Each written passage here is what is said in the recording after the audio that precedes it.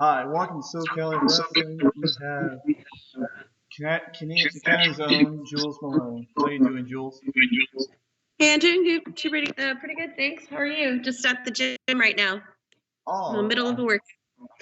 okay. So, Yeah. so Jules, how has your last week been? Did you have any wrestling matches? Oh, no, I took the last week off because, well, it's Mother's Day, and I have a big trip coming up this week in Texas and Tennessee, so I wanted to make sure my body was 100% ready for when I travel outside of Canada. So, as all podcasts will start, it's like, how did you become a professional wrestler? And was that something you wanted as a child? Um, I first started watching wrestling when I was like 4 years old, and I always watched it with my family. And I just remember my dad asking me, and my dad and my uncle were asking me while we were watching wrestling. There's two ladies on there, and they asked me if I wanted to be like them one day, and I said no because they were teasing me. But then deep down inside, I always wanted to. So yeah, it just always was like in the back of my mind, but I didn't think it was as feasible as it was growing up. So instead, I started off with, well, I played every single sport there was imaginable for a kid from like age 6 until I was finished high school. And then I also took boxing, competitive boxing, kickboxing, for a little bit, and then for 3.5 years I did competitive Muay Thai fighting. And then before I started university, I started managing for wrestling. So then I found out that there was such a thing as wrestling, but I already set myself up for 8 years of university to become an accountant. So after those 8 years, I was like, well, yeah, it's cool that I'm really good at math, but I still want to kick the shit out of people on weekends doing wrestling. So I waited till I was done my second degree. And then I just spent my hard-earned money on wrestling school. And then it's been, 7 years now, and I have zero regrets. 7 years. If I don't mind asking, why did you not choose the Muay Thai route? As like right now, as mixed martial arts being popular, have you ever thought of going back to it, or? Well, see, the thing is like, it would be something I would be interested in, but realistically, with the accounting job that I have right now, I don't think anything would pay as well as that.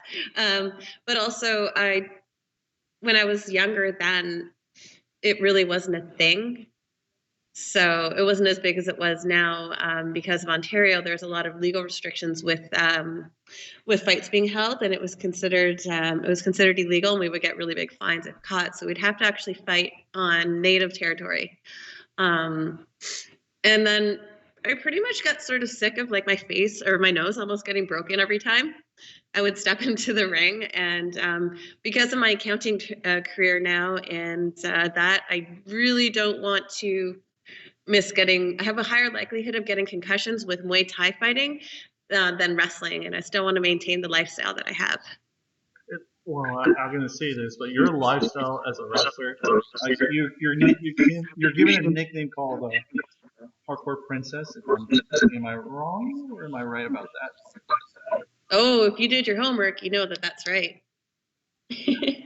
The first time I actually met you, it was the second rise in California. It's like I love there. it's like I didn't see as the hardcoreness as you've been doing like in WSU and the other indie promotions. Were you kind of down the hardcore? I wasn't allowed to do that. I'm not allowed to bring my barbed wire baseball bat across the border, and I just wasn't allowed to have a hardcore match. Tears going down my eyes. Why did you call yourself hardcore princess? I may ask. Because I do hardcore, and I've always been a princess. And I've always been hardcore. I just didn't pick it up in wrestling. It's just sort of like a thing that I've always been like. So, like, well, everyone was like, "Oh, you're like a princess." I'm like, "Yeah, I am." And then they're like, "Oh, we call you hardcore princess." I'm like, "Well, sure, whatever." And then it's just sort of stuck, and I've just totally lived up by that name. Well, I kind of thought again the hardcore is the matches you've done in the past. But the first time I actually heard about you, it was a WSU audition. I think it was, if I remember, Brittany. Who do I remember? Jessie McKay back then, but she has a new name. Kennedy Brink. Yes, I like her. I'm very happy for her right now being hired as a ref. But yeah, WSU. I worked, let's see, I did a 6-man before, and then my first singles match was actually an uncensored rules match against Mickey Knuckles. Um,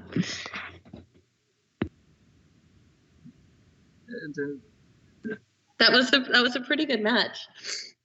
I was put through a dollhouse, and we had a lot of weapons. I think that match is always available on the WSU CZW website if people want to check that out. Whose idea was the dollhouse? Was that you or was that Mickey Knuckles? I think actually, you know what? It was Mickey Knuckles' idea because she told me that she had a surprise for me, and then that's what it was. And I was like, oh, shit. I was like, fine, you bring that toy, you could be going through that. And your weapon of choice is a bat. Why a bat? Because I used to play baseball for about 10 years. And growing up, how I grew up, sometimes I had to use that as a weapon. And so, yeah, so baseball has just always been like one of my favorite sports. And so I know how to use a bat. So I've used it on baseballs and people. And then why not make it cooler by wrapping fucking barbed wire around it? And I also like to doll it up around Christmas time with some Christmas lights. And I have and I carry it, or I hold it right by my bed every single night. Yes. I haven't given it a name yet. I don't know what I want to call it. People are like, what's its name? And I'm like, I don't know. Sally, Polly. I don't know what to call it. Bob. I was gonna say. What do you think would be a good name for Barbie? I was gonna say, it's like, don't call it Barbie because that name's already taken for Mick Foley. Who? Mick Foley. His Barbie Batwire. Really? Oh, well, maybe. Huh, great minds think alike. How about that? So I'm gonna go into the very beginning of your career. Where did you start wrestling? I started wrestling in Ontario because I'm from Toronto. So my first matches were in Toronto. And then I just started, I think probably my first 3 months, I just started like wrestling outside of Canada, like, or out of province. And then within my first year, I was already wrestling in the US.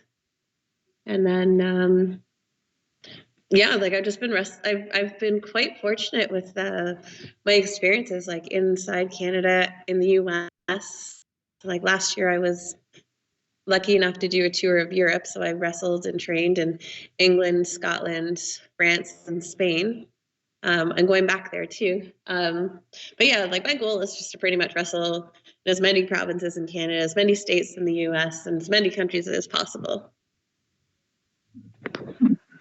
Hopefully, is your goal too is to wrestle in other countries? I mean, countries, all continents except for Antarctica, because there's no wrestling in Antarctica. If I had to fight a penguin, I would. Sorry, PETA. No, I would probably have to, if I was somehow in Antarctica and I saw like a penguin poacher or something like that, I would have to murder one of them, not the penguins. But yeah, I guess let's hope that that would not be it. Yeah, my goal is to, just because I was trained properly when I was taking martial arts, is to learn as much as possible about the art that you're passionate about. So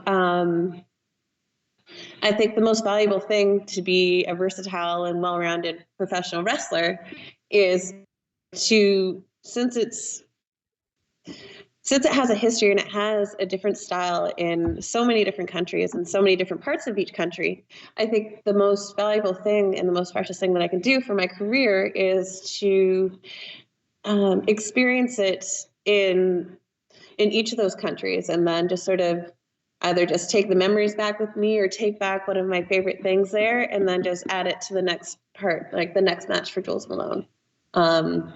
Yeah, so my goal is just to be everywhere, and like I've always been interested in learning about different cultures like outside of wrestling. So it's sort of like a working holiday. Able to wrestle out to a foreign country, and then you kind of say make it a vacation. That's not even a bad idea. Yeah, no, because like yeah, I am an accountant in Toronto, and I've been working for about 10 years now out of university, and luckily now have a senior enough role where I get 5 weeks paid vacation with my job. So pretty much, I'd say 21 out of those 25 days I'm wrestling, and I save myself 4 days for just in case I get sick. And do they know you're an actual wrestler outside of the accounting job? Do they know that? Yes. I didn't tell anybody for the first, I think it was the first 5 years. I wouldn't say anything because I was told by other people, oh no. But then I realized the more honest I was, the more they would understand why I'm limping, or, hey, can I work from home today? And they'll be like, yeah, sure. And now, like, because I work for a fairly large company, and it's owned by an American company, they love the fact that I'm a wrestler. They're like, oh, she's our security. I work with all men because of my job. I end up working with a lot of men, and they're always making jokes, just saying, "Yep, you're gonna look after us. Make sure like you beat up this person," or they're really supportive. Like Canada's, it's sort of like similar to like a CNN. It's a CBC. They did an actual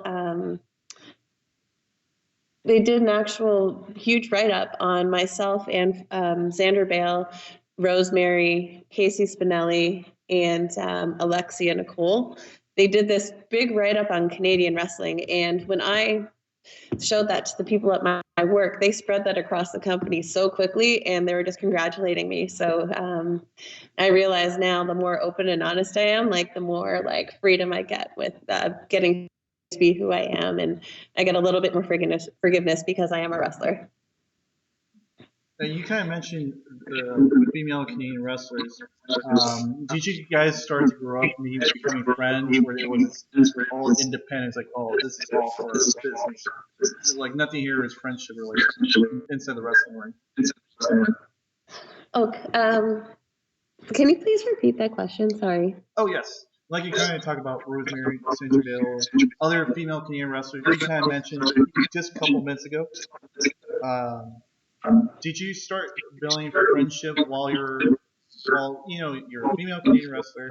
It's like and it's not much female wrestlers in Canada, but did you start like grouping up each other, becoming friends, keeping contact with each other, or is it more just business related?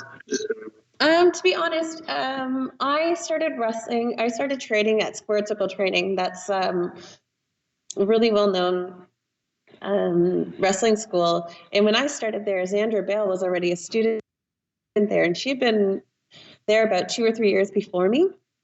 And so we got to know each other that way because we saw each other 3 times a week for like 3 hours each class, right, for several years. And then at the same time, there was before Rosemary was Rosemary, she was I think she's from Ontario originally too, and I knew who she was, and she would come to our school because she knew some of the students there too, and I got to meet her that way, and like I just sort of like we sort of became friends that way. And then Alexia Nicole, about 2 or 3 years after I started training, she started training at my school too.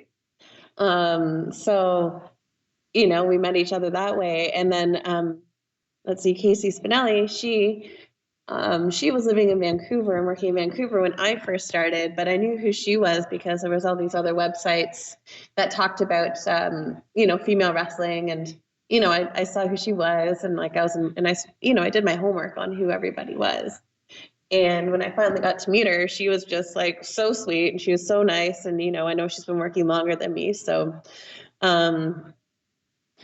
I think we all like coach each other and learn from each other. And so it's just sort of, we all eventually just cross each other's paths, and we get along really well. I think there's a lot of good apples in Canada, and of course the U.S. I'm going to say these last two questions to you.